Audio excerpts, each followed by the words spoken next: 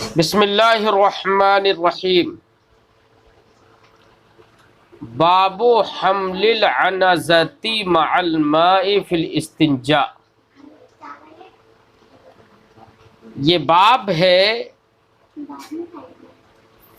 استنجا میں پانی کے ساتھ عنزہ لے کر جانے کا۔ عنزہ اس کا معنی ہوتا ہے بلم، ہمارے علاقے میں بلم بولتے ہیں۔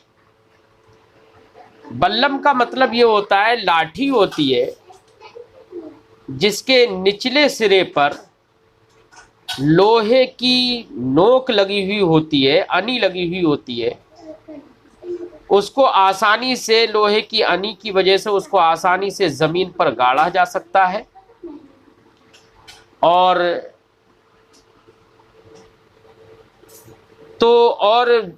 کوئی اگر جانور یا کوئی موذی چیز سامنے آئے تو اس کو آرام سے اس کے ذریعے سے مارا بھی جا سکتا ہے۔ اس حدیث پاک سے یہاں پر امام بخاری اس باب کے ذریعے سے یہ بتانا چاہتے ہیں کہ استنجا کے لیے پانی جس طریقے سے لے جانا چاہیے اور پانی سے استنجا کرنا ہی چاہیے، ساتھ ہی ساتھ اگر پانی کے ساتھ میں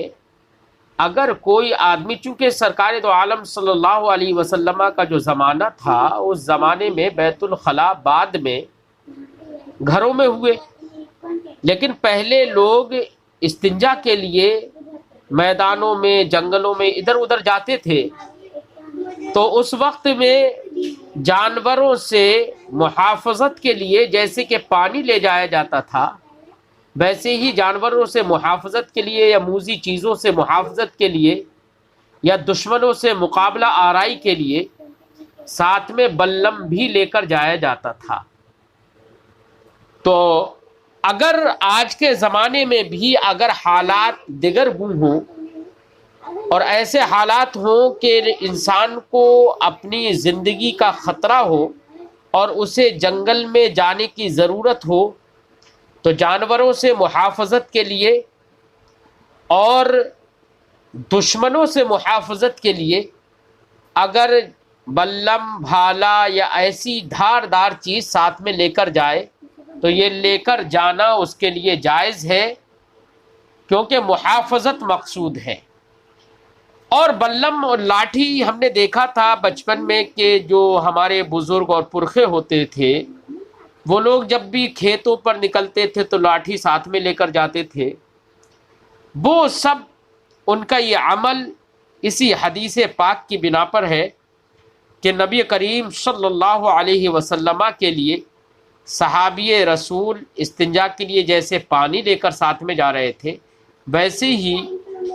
ایک بلم بھی ساتھ میں لے لیا تھا۔ اور اس بلم کو ساتھ میں لے جانے کا یا لاٹھی وغیرہ کو ساتھ میں لے جانے کا ایک فائدہ یہ بھی ہوتا ہے کہ اگر نماز کا وقت ہوا تو صحرا میں اس کو آرام سے زمین پر گاڑا جا سکتا ہے اور اس کو سترا بنا کر، سترا یعنی آڑ بنا کر اس کے سامنے نماز پڑھی جا سکتی ہے تاکہ گزرنے والوں کو بھی پریشانی نہ ہو۔ اور ساتھ ہی ساتھ اگر کوئی آدمی ایسا ہے کہ جس کو ایسی عام طور سے بیٹھنے میں دقت ہوتی ہے تو وہ ایسا بلم یا لاٹھی وغیرہ زمین پر گاڑ کر اس سے ٹیک بھی لگا سکتا ہے۔ تو ان تمام مصلحتوں کے پیش نظر بلم، بھالا، لاٹھی وغیرہ کو اگر جنگل میں جانے کے وقت میں ساتھ میں لے لیا جائے، چاہے استنجا کے لیے جائے یا کسی اور کام کے لیے جائے، تو ایسی صورت میں لے کر جانا یہ جائز ہے اور حدیث پاک سے اس کا ثبوت ہے۔ امام بخاری فرماتے ہیں حدثنا محمد بن بشار قال حدثنا محمد بن جعفر قال حدثنا شعبۃ عن عطاء ابن ابی میمونہ سمع انس بن مالک۔ ہم سے حدیث بیان کی محمد ابن بشار نے، قال انہوں نے کہا حدثنا محمد بن جعفر ہم سے حدیث بیان کی محمد ابن جعفر نے، قال انہوں نے کہا حدثنا شعبۃ، ہم سے حدیث بیان کی شعبہ نے، وہ روایت کرتے ہیں عن عطا ابن ابی میمونہ، عطا ابن ابی میمونہ سے، اور وہ روایت کرتے ہیں وہ کہتے ہیں سمع انس ابن مالک، انہوں نے حضرت انس ابن مالک کو یقول کہتے ہوئے سنا، کانا رسول اللہ صلی اللہ علیہ وسلم یدخل الخلاء، رسول پاک علیہ التحیۃ والثناء خلا میں داخل ہوتے تھے، یعنی خلا سے مراد یعنی وہ جگہ جہاں پر استنجا کیا جائے، تو جب استنجا کرنے کی جگہ میں داخل ہوتے تھے فاحمل انا وغلام، تو میں اور ایک اور لڑکا دونوں اٹھاتے تھے اداوتم من ماء، پانی کا برتن، وعنزہ، اور عنزہ اٹھاتے تھے، لاٹھی بلم اٹھاتے تھے یعنی لے کر جاتے تھے، یستنجی بالماء، سرور کائنات صلی اللہ علیہ وسلم پانی سے استنجا فرماتے تھے۔ تو اب اس حدیث پاک کی یہ جو الفاظ ہیں احمل انا وغلام اداوۃ من ماء وعنزہ، تو وعنزہ جو ہے اس لفظ سے عنوان باب سے حدیث کو مطابقت ہے، کیونکہ باب تھا حمل العنزۃ مع الماء فی الاستنجاء۔ ہم نے لاٹھی بلم وغیرہ کو لے جانے کے جواز کے صورت میں اور اس کی مصلحتوں کے بارے میں ہم نے تفصیل سے بتا دیا کہ لے جانے کا کیا مقصد ہے۔ امام بخاری اس حدیث کی کے بعد ارشاد فرماتے ہیں تابعہ النضر وشاذان عن شعبہ، ما قبل میں آپ نے دیکھا کہ وہاں پر حدیث کی سند میں فرمایا گیا تھا حدثنا محمد بن جعفر، یعنی محمد ابن بشار نے کہا کہ ہم سے حدیث بیان کی محمد ابن جعفر نے، اور انہوں نے یہ کہا حدثنا شعبہ، ہم سے حدیث بیان کی شعبہ نے، یعنی محمد ابن جعفر نے جیسے یہ حدیث شعبہ سے سنی ہے ویسے ہی محمد ابن جعفر کے سننے کے ساتھ ساتھ اور بیان کرنے کے ساتھ ساتھ اس حدیث کا بیان اور امام حضرت شعبہ سے شاذان اور نضر نے بھی متابعت کی ہے، یعنی تابعہ النضر و شاذان، یعنی محمد ابن جعفر کی متابعت اس حدیث کے بیان کرنے میں نضر اور شاذان نے بھی کی ہے، اور انہوں نے بھی حضرت شعبہ ہی سے روایت کی ہے۔ تو گویا کہ حضرت شعبہ سے روایت کرنے والے اس حدیث کی تین لوگ ہو گئے، ایک محمد ابن جعفر اور ایک نضر اور ایک شاذان، ان تین لوگوں نے اس حدیث کی روایت حضرت شعبہ سے کی ہے۔ اب امام بخاری اس کے بعد میں العنزہ کی تفسیر بیان فرماتے ہیں العنزۃ عصن علیہ زج، عنزہ وہ لاٹھی ہے جس پر زج ہو، زج کہتے ہیں بیٹا لوہے کی انی کو، لوہے کی نوک کو، تو جس لاٹھی کے سرے پر نیچے سرے پر لوہے کی نوک لگا دی گئی ہو اس کو عنزہ کہتے ہیں، جس کو ہمارے یہاں پر بھالا یا بلم کہتے ہیں۔ عنزہ کا جب ذکر ہوا تو ہم یہاں پر ایک بات اور ذکر کر دیں، نجاشی بادشاہ نے حضور اکرم صلی اللہ علیہ وسلم کی بارگاہ میں 3 عنزہ یعنی 3 بلم پیش کیے تھے، جن میں سے ایک کا استعمال سرور کائنات صلی اللہ علیہ وسلم فرماتے تھے، اور ایک عنزہ آپ نے حضرت عمر فاروق رضی اللہ تعالی عنہ کو عطا فرما دیا تھا، اور ایک عنزہ حضرت علی رضی اللہ تعالی عنہ کو عطا فرما دیا تھا۔ عنزہ اس لاٹھی کو کہتے ہیں جس کے نچلے سرے پر لوہے کی انی یا لوہے کی نوک لگی ہوئی ہو، اور اگر اوپر کے سرے پر لوہے کی انی یا لوہے کی نوک لگی ہو تو اس کو عنزہ عربی میں نہیں کہتے، اس کو عربی میں سنان کہتے ہیں۔ باب النہی عن الاستنجا بالیمین، یہ باب ہے داہنے ہاتھ سے استنجا کرنے کی ممانعت کے بیان میں، نہیں کے بیان میں، کہ داہنے ہاتھ سے استنجا کرنا ممنوع ہے، کیونکہ احادیث طیبہ سے یہ معلوم ہوتا ہے کہ داہنا ہاتھ محترم اور مکرم ہے، اس کو بائیں ہاتھ پر فضیلت ہے، اس لیے افضل چیز کا استعمال مبارک اور اچھے کاموں میں کرنا چاہیے، متبرک اور متیمن کاموں میں کرنا چاہیے، اور داہنے ہاتھ کا استعمال تیمناً اور تبرکاً کرنا چاہیے، اور استنجا اس سے نجاست کا ازالہ ہوتا ہے، اس میں تیمن اور تبرک نہیں ہے، اس لیے داہنے ہاتھ سے استنجا کرنا یہ مکروہ ہے، ممنوع ہے۔ نبی کریم صلی اللہ علیہ وسلم ہر تخلیہ کے وقت، جہاں پر تخلیہ ہو یعنی جہاں پر تنہائی ہو اور فرشتوں کا دور رہنا ہو جہاں پر، وہاں پر سرکار دو عالم صلی اللہ علیہ وسلم اگر ہاتھ کا استعمال کرنا ہوتا تھا تو بائیں ہاتھ کا استعمال کرتے تھے، اور جہاں پر تحلیہ مقصود ہو، ثواب حاصل کرنا ہو، فرشتے دور نہ ہوتے ہوں، ایسی جگہوں پر سرکار دو عالم صلی اللہ علیہ وسلم دائیں ہاتھ کا استعمال فرماتے تھے۔ ایک روایت میں ہے کہ ان اللہ یحب التیامن حتی التنعل والترجل، اللہ رب العزت تیامن یعنی سیدھے ہاتھ کا استعمال پسند فرماتا ہے، یہاں تک کہ کنگھی کرنے میں بھی اور جوتا چپل پہننے میں بھی، کیونکہ ان تمام چیزوں میں تحلیہ مقصود ہے، اس لیے داہنا ہاتھ اور دائیں پیر کا استعمال کرنا چاہیے۔ دیکھ جیسے مسجد میں داخل ہوں گے تو وہاں پر تحلیہ مقصود ہے، ثواب ملے گا،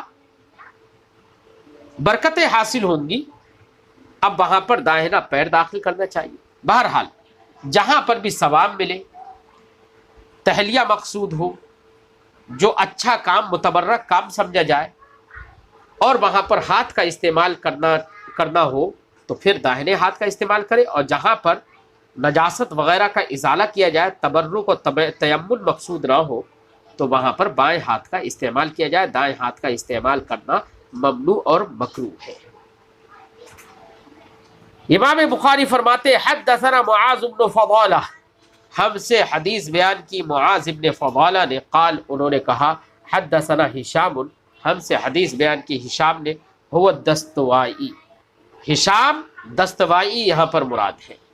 وہ روایت کرتے ہیں عن یحیی ابن ابی کثیر، یحیی ابن ابی کثیر سے، عن عبداللہ ابن ابی قتادہ، وہ روایت کرتے ہیں عبداللہ ابن ابی قتادہ سے، عن ابی، اور وہ روایت کرتے ہیں اپنے والد ابو قتادہ سے، قال انہوں نے کہا، قال رسول اللہ صلی اللہ علیہ وسلم، رسول اللہ صلی اللہ علیہ وسلم نے ارشاد فرمایا، اذا شرب احدکم فلا يتنفس فی الاناء، جب تم میں سے کوئی شخص پانی پیے تو وہ برتن میں سانس نہ لے۔ برتن میں سانس نہ لینے کی مصلحت یہ ہے کہ ایک تو یہ کہ حدیث پاک میں سرکار نے فرمایا فی سور المؤمن شفاء، مومن کے جھوٹے میں شفا ہے، مومن کے جھوٹے میں شفا ہے۔ تو اب آدمی اگر برتن میں پانی پینے کے وقت میں سانس لے گا تو ایک تو یہ پریشانی ہے کہ ایک مومن کے جھوٹے میں شفا ہے، اور دوسرا مومن اس کو شفا کے طور پر پی سکتا ہے، لیکن یہ آدمی سانس لے رہا ہے تو ممکن ہے کہ اس کے منہ سے تھوک پانی میں چلا جائے، اور جس کی وجہ سے دوسرے مومن کو کراہت محسوس ہو تو وہ جھوٹا پانی بھی نہیں پی سکتا ہے، اس کی طبیعت ناپسند کرے گی۔ تو اس لیے بچنا چاہیے کہ برتن میں سانس لے، اس سے بچنا چاہیے۔ اور ایک مصلحت یہ بھی ہے طبی اعتبار سے کہ ہمارے سانسوں کے اندر کے جراثیم آتے ہیں. اب اگر برتن میں پانی پیتے وقت آدمی سانس لے رہا ہے تو اندر کے نقصان دہ جو جراثیم ہیں وہ اس پانی میں مل جائیں گے اور وہ پانی مضر ہو سکتا ہے. اس لیے نبی کریم صلی اللہ علیہ وسلم نے فرمایا فلا یتنفس فی الاناء، پانی میں سانس نہ لے. وَإِذَا أَتَى الْخَلَاءَ، اور جب خلا آئے یعنی تنہائی کی جگہ میں آئے، قضائے حاجت کے لیے آئے، فلا یمس ذکرہ بیمینہ، تو وہ اپنے داہنے ہاتھ سے اپنی شرمگاہ کو نہ چھوئے. ذکر کا استعمال اگرچہ مردوں کے عضو مخصوص کے لیے ہوتا ہے، لیکن اس حکم میں اگرچہ تغلیباً ذکر کا ذکر ہوا ہے، لیکن تغلیباً یہاں پر ذکر کا ذکر ہو گیا، ورنہ تو مراد یہاں پر عورتیں بھی ہیں کہ عورتیں بھی اپنے شرمگاہ کو داہنے ہاتھ سے نہ چھوئے. ولا یتمسح بیمینہ، اور نہ ہی اپنے داہنے ہاتھ سے استنجا کرے. تمسح یتمسح تمسحا، اس کا معنی ہوتا ہے مسح کرنا، پوچھنا، یعنی مراد ہے اس سے استنجا، اور نہ ہی اپنے داہنے ہاتھ سے استنجا کرے. تو اس حدیث پاک کو عنوان باب سے مطابقت جو ہے وہ بالکل آپ پر آیا ہے، مخفی نہیں ہے، کیونکہ عنوان باب میں یہی کہا گیا تھا النہی عن الاستنجاء بالیمین، داہنے ہاتھ سے استنجا کرنا یہ ممنوع ہے. اور یہاں پر سرکار نے فرمایا فلا یمس ذکرہ بیمینہ، اپنے شرمگاہ کو داہنے ہاتھ سے چھوئے نہیں. اس کا مطلب یہ ہے کہ استنجا گاہ میں بیٹھنے کے وقت میں بلا ضرورت اپنے ہاتھوں سے شرمگاہ کو بھی نہ چھوئے، اور اگر ضرورت محسوس ہو چھونے کی تو داہنے ہاتھ سے نہ چھوئے، بائیں ہاتھ سے چھوئے. ولا یتمسح بیمینہ، اور اپنے داہنے ہاتھ سے استنجا بھی نہ کرے. تو ان جملوں سے حدیث پاک کو عنوان باب سے مطابقت ہے جو ظاہر ہے. فلا یتنفس ولا یمس ولا یتمسح، یہ سب مجزوم ہے جواب نہیں ہونے کی وجہ سے. وہ جواب نہیں، یہ خود نہیں ہے، تو یہ نہیں غائب کے صیغے ہیں. اب ہم نے اس کی وجہ بھی بتا دی، مصلحت بھی بتا دی. اگلا باب امام بخاری باندھتے ہیں باب لا یمسک ذکرہ بیمینہ اذا بالا، کہ یہ باب ہے اس بیان میں کہ استنجا کرنے والا آدمی، پیشاب کرنے والا آدمی اپنے داہنے ہاتھ سے اپنے ذکر کو، عضو مخصوص کو نہ پکڑے. مثال کے طور پر کہیں ایسی جگہ پر استنجا کر رہا ہے کہ وہ اگر عضو مخصوص کو پکڑ کر رخ بدلنا چاہتا ہے کہ تاکہ اس کی طرف چھینٹے نہ آئیں، تو اب ایسی وقت میں اپنے شرمگاہ کو دائیں ہاتھ سے نہ پکڑے، بلکہ بائیں ہاتھ سے پکڑنے کی ضرورت ہو تو بائیں ہاتھ سے پکڑے. خلاصہ گفتگو یہ ہے کہ وہ چیزیں جن کا ذکر اچھا نہیں سمجھا جاتا، ما یستحجن ذکرہ، جن کا ذکر ناپسند کیا جاتا ہے، جن کا نام لینا ناپسند کیا جاتا ہے، یہ مثلا شرمگاہ ہے، چاہے آگے کی شرمگاہ ہو پیچھے کی شرمگاہ ہو، دونوں شرمگاہوں کو چھونے میں یا پکڑنے میں بائیں ہاتھ کا استعمال کرنا چاہیے، داہنے ہاتھ کا استعمال نہیں کرنا چاہیے، کیونکہ داہنے ہاتھ کو فضیلت حاصل ہے بائیں ہاتھ پر. اب اس یہاں پر جو حدیث امام بخاری ذکر کریں گے اور ماقبل کے باب میں جو امام بخاری نے حدیث ذکر کی تھی، دونوں حدیثوں میں چند الفاظ کا فرق ہے ورنہ تو مفہوم کے اعتبار سے دونوں حدیثوں کا معال تقریباً ایک ہے۔ کیا کیا الفاظ کا فرق ہے ہم بتائیں گے۔ حدثنا محمد ابن یوسف، ہم سے حدیث بیان کی محمد ابن یوسف نے، قال انہوں نے فرمایا، حدثنا الاوزاعی، ہم سے حدیث بیان کی اوزاعی نے، وہ روایت کرتے ہیں عن یحییٰ ابن ابی کثیر، یحییٰ ابن ابی کثیر سے، عن عبداللہ ابن ابی قتادہ، وہ روایت کرتے ہیں عبداللہ ابن ابی قتادہ سے، عن ابی، وہ روایت کرتے ہیں اپنے والد ابو قتادہ سے، وہ روایت کرتے ہیں عن النبی صلی اللہ علیہ وسلم، نبی صلی اللہ علیہ وسلم سے، قال انہوں نے فرمایا، سرکار نے ارشاد فرمایا، اذا بال احدکم، بال یبول بولن، پیشاب کرنا، اذا بال احدکم، جب تم میں سے کوئی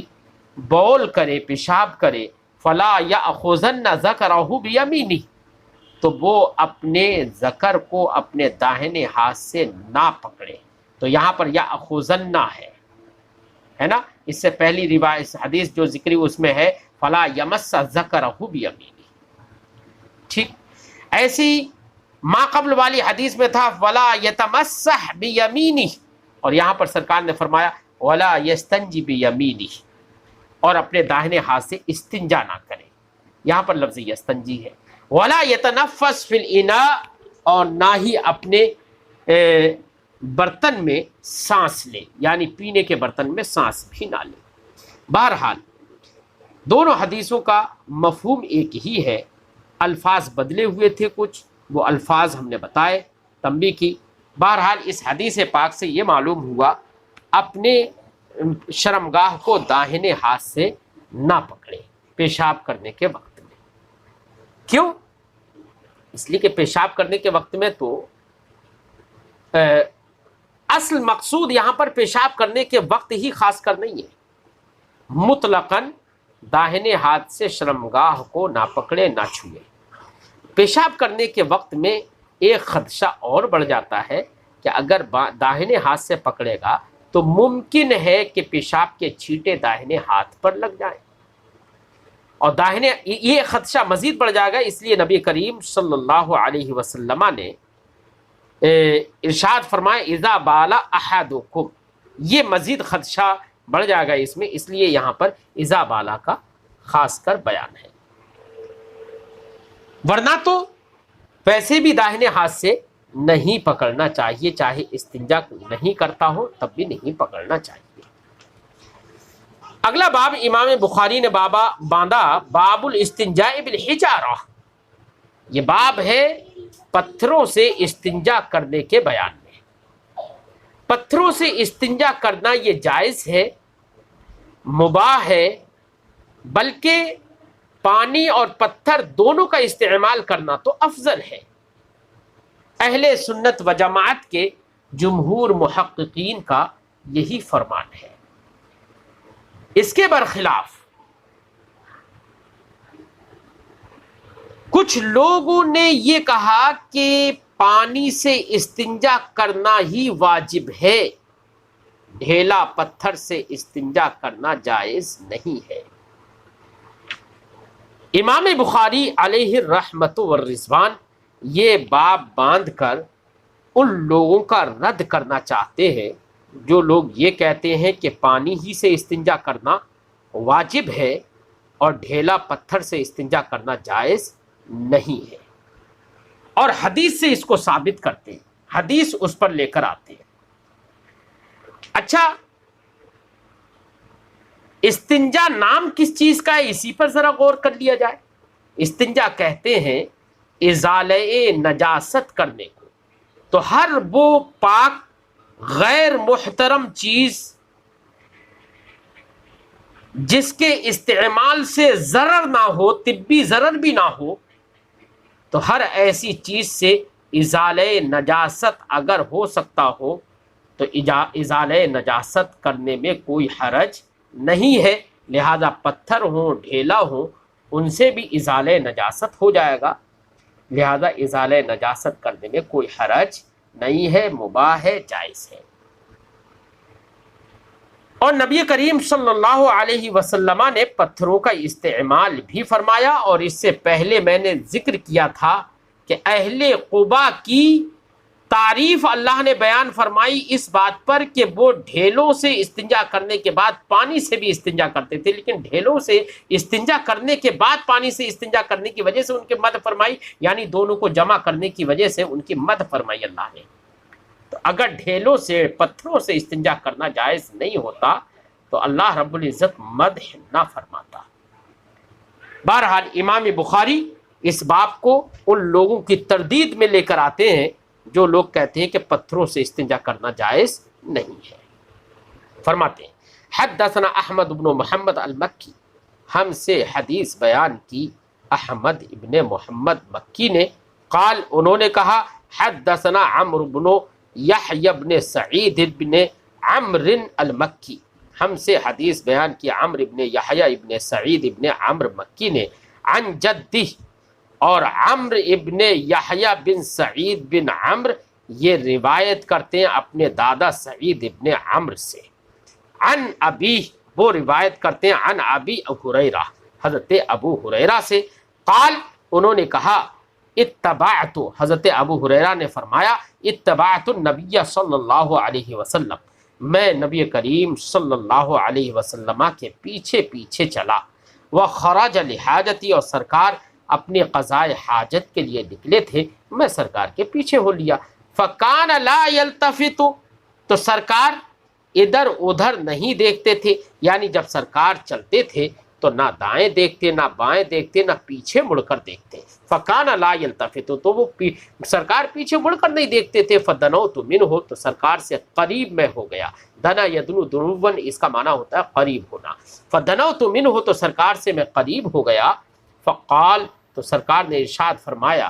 ابغنی احجارا استنفض بها، میرے لیے پتھر تلاش کرو، ابغنی، ابغی یہ فعل امر باب ضربہ یضربو سے بھی ہو سکتا ہے، ابغنی تو اس کا معنی ہوگا تلاش کر، ابغنی احجارا کچھ پتھر تلاش کرو، استنفض بها، یا استنفض مجزوم ہے جواب امر کی وجہ سے کہ جواب امر مجزوم ہوتا ہے، استنفض بها، جن پتھروں سے میں استنجا کروں، تو یہاں پر ابغنی ہم نے پڑھا، اور چاہیں تو ہم اس کو ابغنی بھی پڑھ سکتے ہیں باب افعال سے، باب افعال کا حمزہ قطعی ہوتا ہے، باب ضربہ سے اگر پڑھیں گے ابغنی تو حمزہ وصلی ہوگا، ابغنی اگر پڑھیں تو معنی ہوگا کہ تم میری پتھر تلاش کرنے میں مدد کرو، لیکن بہتر یہ ہے کہ آپ ابغنی پڑھیں کہ میرے لیے پتھر تلاش کرو، استنفض بها، جن سے میں استنجا کروں، او نحوہ، یا سرکار نے ابغنی احجارا استنفض بها کہا، یا اسی جیسا کوئی اور کلمہ ارشاد فرمایا، بہرحال مقصود یہی تھا، مفہوم یہی تھا، اور سرکار نے ساتھ ہی ساتھ یہ بھی ارشاد فرمایا ولا تأتنی بعظم ولا روث، اور میرے پاس ہڈی اور گوبر مت لانا، ہڈی کیوں نہیں؟ کیونکہ ایک روایت میں ہے سرکار نے ارشاد فرمایا، امام ترمذی نے حدیث نقل کی ہے، سرکار نے فرمایا کہ پتھر ہڈی سے استنجا مت کرو، کیونکہ وہ ہڈی اور گوبر سے استنجا مت کرو کیونکہ وہ تمہارے بھائی جنوں کا کھانا ہے۔ تو ہڈی، محدثین نے فرمایا کہ ہڈی تو جنوں کا کھانا ہے، اور اللہ رب العزت ان ہڈیوں پر جو ہم چھوڑ دیتے ہیں، پھینک دیتے ہیں، اللہ ان ہڈیوں پر گوشت پیدا فرما دیتا ہے اور وہ ان کے لیے رزق ہوتا ہے، اور یہی گوبر اس کو جنوں کی، جانوروں کا رزق اللہ رب العزت بنا دیتا ہے۔ وہ اللہ جانے کس طریقے سے اس کو رزق بناتا ہے، کیا چیزیں اس میں پیدا کر دیتا ہے کہ جنات کے لیے ہڈیاں رزق ہوتی ہیں، کھانا ہوتی ہیں، اور ان کے جانوروں کے لیے گوبر، یہ ہمارے جانوروں کا گوبر ان کے جانوروں کے لیے کھانا ہوتا ہے۔ تو یہ سرکار نے، چونکہ یہ جنات کا کھانا ہے تو اس لیے ہڈی یہ باعث احترام ہے، اور مزید یہ کہ ہڈی سے استنجا کرنے میں ضرر بھی ہو سکتا ہے، نوکیلی ہوتی ہے، نقصان بھی ہو سکتا ہے، تکلیف بھی ہو سکتی ہے۔ اور گوبر سے استنجا کرنے میں وہ اگرچہ الگ بات ہے کہ جنات کے جانوروں کا کھانا ہو، لیکن ہمارے لیے بظاہر گوبر جو ہے وہ تو ہمارے لیے نجس ہے۔ جب نجس ہے تو ایسی صورت میں گوبر سے استنجا کریں گے تو مزید نجاست، ازالہ نجاست تو ہو سکتا ہے، لیکن نجاست اور بڑھ بھی سکتی ہے۔ ہاں اگر گوبر اتنا سوکھا ہوا ہے کہ وہ اس کے اندر تری پیدا نہ ہو، نجاست کا اضافہ نہ ہو، تو گوبر سے بھی اگر استنجا کیا اور ازالہ نجاست کیا تو ازالہ نجاست تو ہو جائے گا، لیکن فی نفس ہی گوبر ناپاک ہے، اس لیے گوبر سے استنجا کرنا رہے گا ممنوع ہی۔ تو ہڈی سے استنجا کرنا سرکار نے منع فرمایا، اور فرمایا لا تأتنی بعظم ولا روث، میرے پاس ہڈی اور گوبر مت لانا۔ تو یہ وہ چیزیں ہیں کہ ہڈی ضرر رساں بھی ہو سکتی ہے اور جنات کا کھانا ہونے کی وجہ سے محترم بھی ہو سکتی ہے، اور روث ناپاک ہے۔ تو ناپاک چیزوں سے اور ضرر رسا چیزوں سے استنجا کرنا ممنوع ہے۔ ایسی کاغذ وغیرہ وہ محترم ہے، ان سے استنجا کرنا ان کے احترام کے پیش نظر ممنوع ہے۔ فَأَتَيْتُهُ بِأَحْجَارٍ، تو سرکار کی بارگاہ میں چند پتھر لے کر آیا، بِطَرْفِ ثِيَابِي، اپنے کپڑے کے دامن میں، ہے نا، فَوَضَعْتُهَا إِلَى جَنبِي، تو میں نے ان پتھروں کو سرکار کے پہلو میں رکھ دیا، ڈال دیا، وَأَعْرَضْتُ عَنْهُ، اور سرکار سے میں اعراض کر گیا، یعنی دور ہو گیا، کیونکہ قضاء حاجت کے وقت میں قریب نہیں رہنا چاہیے، یہی ادب ہے۔ فَلَمَّا قَضَى، تو جب سرکار نے اس قضاء حاجت فرما لیا، اتبعہ بہن، تو سرکار نے قضاء حاجت کے بعد ان پتھروں کا استعمال کیا۔ اتبعہ میں ہا ضمیر کا مرجع قضا ہے، اور بہنہ میں ہنہ یہ ضمیر مجرور کا مرجع وہ احجار ہے۔ تو اب اس حدیث پاک سے یہ معلوم ہوا کہ پتھروں سے استنجا کرنا یہ جائز ہے، کیونکہ حضرت ابو ہریرہ پتھر لے کر آئے تھے اور سرکار نے ان کا استعمال فرمایا۔ ٹھیک ہے، تو جو لوگ یہ کہتے ہیں کہ پتھروں سے استنجا کرنا جائز نہیں ہے، ان کی تردید میں امام بخاری نے اس حدیث کو اور اس باب کو یہاں پر ذکر فرما دیا۔ ایسے ہی اگلا باب ہے باب لا یستنجا بروث، یہ باب ہے اس بیان میں کہ گوبر سے استنجا نہ کیا جائے۔ وجہ میں نے بیٹا بتا دی ہے کہ گوبر سے استنجا کرنا ممنوع ہے، کیوں؟ اس لیے کہ وہ خود بھی گندگی ہے۔ ٹھیک ہے، حدثنا ابو نعیم، ہم سے حدیث بیان کی ابو نعیم نے، قال انہوں نے کہا، حدثنا زہیر، ہم سے حدیث بیان کی زہیر نے، وہ روایت کرتے ہیں عن ابی اسحاق، حضرت ابو اسحاق سے وہ روایت کرتے ہیں، وہ کہتے ہیں لیس ابو عبیدہ ذکرہ،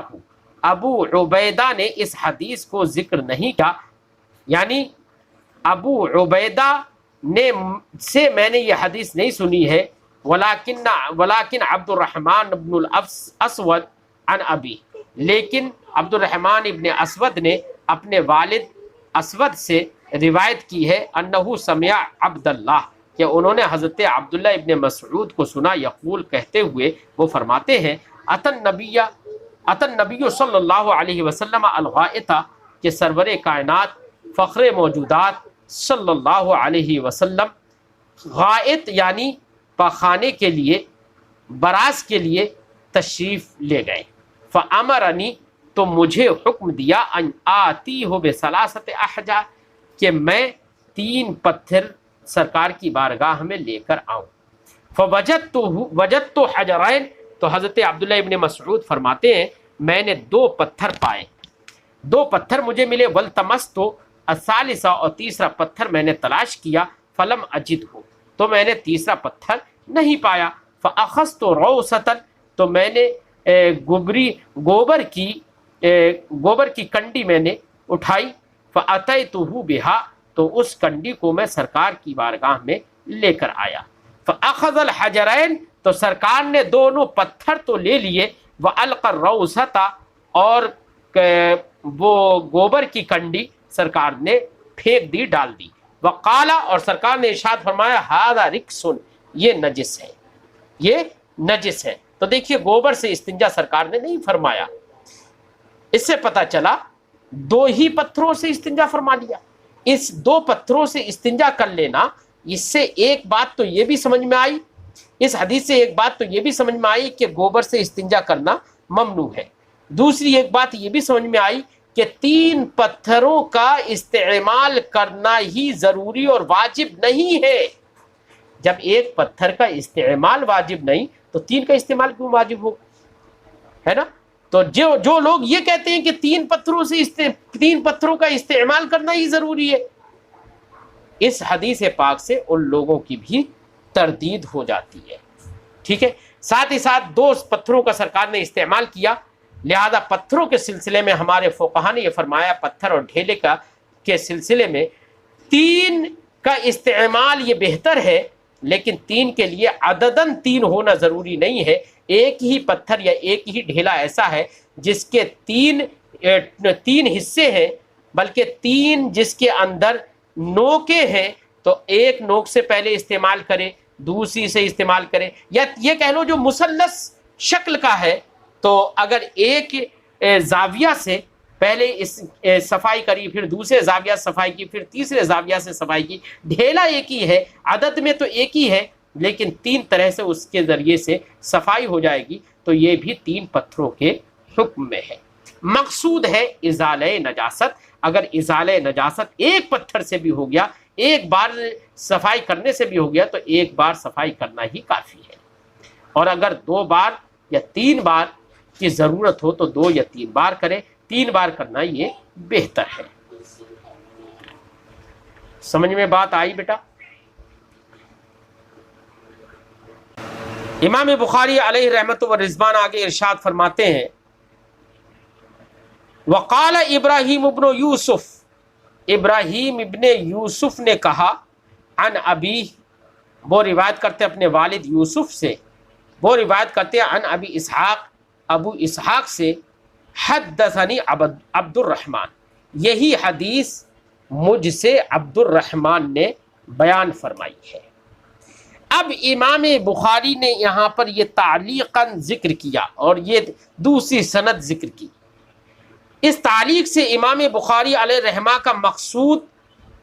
ان لوگوں کا رد کرنا ہے جنہوں نے یہ سمجھ لیا کہ ابو اسحاق، جو اس سے پہلے دیکھیے حدیث جب بیان کی تھی اس میں دیکھیے سند میں کیا تھا، اور ابو اسحاق نے کہا تھا کہ لیسا ابو عبیدہ ذکرہ، ابو عبیدہ نے اس حدیث کو مجھ سے ذکر نہیں کیا ہے، یہ تو کہا تھا، اور فرمایا تھا ولیکن عبد الرحمن ابن الاسود عن ابیہ انہ سمع عبداللہ، یعنی عبد الرحمن ابن اسود سے انہوں نے بیان کیا تھا۔ تو کچھ لوگوں نے یہ کہا کہ، اور یہ سمجھ لیا کہ ابو اسحاق نے اس بیان سند میں تدلیس کی ہے اور اپنے شیخ کو ذکر نہ کر کے شیخ کے شیخ کو ذکر کر دیا، یہ تدلیس ہے۔ امام بخاری فرماتے کہ نہیں، یہ تدلیس نہیں ہے، اور ان کا رد فرمایا اور فرمایا کہ اس طریق میں حدثنی عبد الرحمن ہے، سند میں ہے نا، عن ابی اسحاق حدثنی عبد الرحمن، مجھ سے حدیث بیان کی ہے عبد الرحمن نے، ٹھیک ہے نا۔ تو ابو اسحاق نے عبد الرحمن کا ذکر کیا نا یہاں پر، مجھ سے حدیث بیان کی عبد الرحمن نے، تو حضرت ابو اسحاق کے عبد الرحمن سے سماع حدیث، اس حدیث سے معلوم ہوتی ہے کہ سماع حدیث حضرت ابو اسحاق کو عبد الرحمن سے حاصل ہے صراحتاً، اور جب عبد الرحمن سے سماع حدیث ثابت ہو گئی تو اس سے اب کوئی تدلیس نہیں ہے۔